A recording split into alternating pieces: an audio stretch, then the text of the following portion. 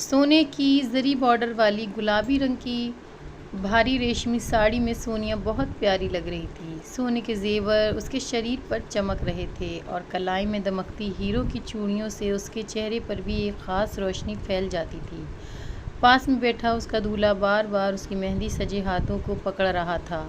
वह उसे निहारे ही जा रहा था और हम सब सहेलियां उसे छेड़ रही थीं। बहुत अजीब बात है ना कि शादियां जहां चेहरों पर हंसी खुशी ले आती हैं, मन खिलखिल उठता है, और वहीं दूसरी ओर अधूरेपन की यादें भी दहला देती हैं।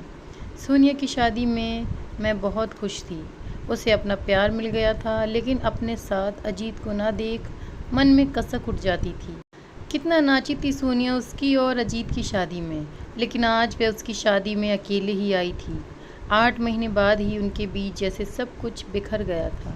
मेरी ज़िंदगी में सब कुछ होने के बावजूद, यानी अच्छी नौकरी, अच्छे दोस्त और शहर के अच्छे कॉलोनी में खुद का घर, फिर भी अकेला और उदास महसूस करती हूँ।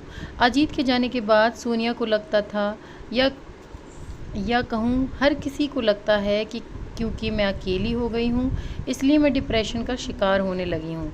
लेकिन ये कहते हुए ख़ुद को डिफेंड करती हूँ कि अजीत जैसे आदमी के साथ रहने से बेहतर है कि मैं अकेली रहूँ। अजीत से अलग होने के बाद मैंने खुद को वादा किया कि कभी उससे बात नहीं करूँगी, उसके बारे में सोचूंगी नहीं, लेकिन ऐसा हो नहीं रहा था। जितना अधिक मैंने उसके बारे में सोचने से बचती, उतना ही उसके बारे में सोचने लगती। वह बहुत स्मार्ट था, उसके नैन नक्श गढ़े हुए लगते थे। आम पुरुषों की तरह मोटी नाक के लटके हुए होंठ नहीं थे। उसके मर्दाना चौड़े कंधे, लंबा कद और मंत्रमुग्ध करने वाली आवाज़, जिस पर मैं पूरी तरह मरती थी। लेकिन शादी के बाद मुझे समझ आ गया था कि इतना आकर्षण आदमी हमेशा मेरे जैसी लड़की के साथ नहीं रहेगा जो इतनी सिंपल दिखती है।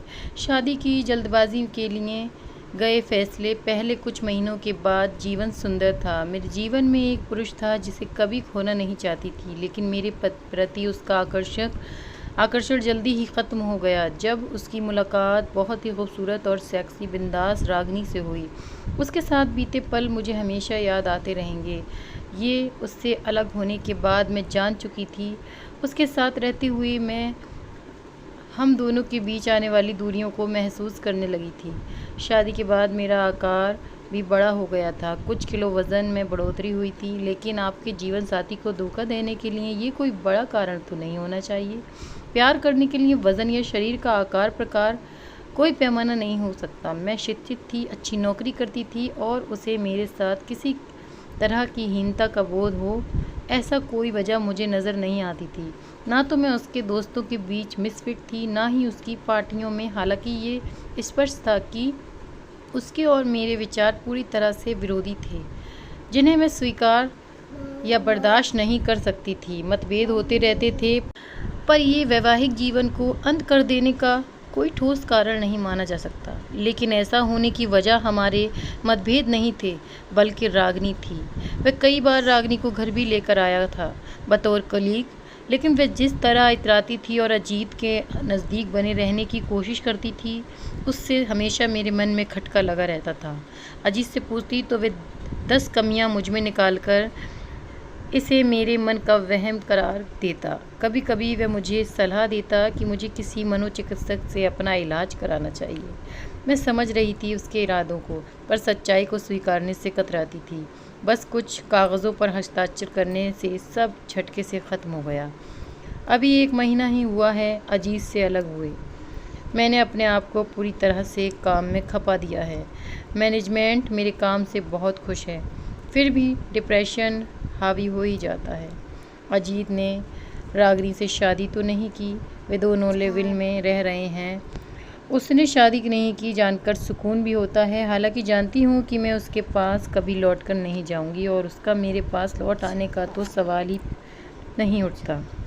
एक बुरा विवाह भविष्य तय नहीं करता, या उसे तय नहीं करने देना चाहिए। हो सकता है आगे कुछ सुखद होने वाला हो। मैं अपने आप को बीच बीच में ये बात समझाती रहती हूँ। शादी में खाना इतना स्वादिष्ट था कि लगा जैसे साथ में अजीत का ना होना मुझे अब बुरा नहीं लग रहा है।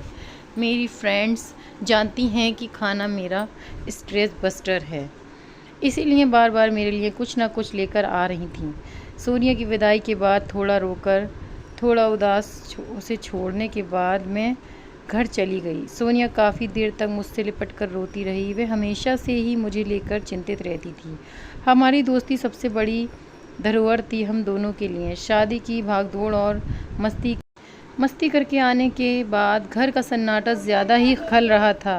केवल सन्नाटा या कोई और बात, पेट हद से ज़्यादा भर गया था।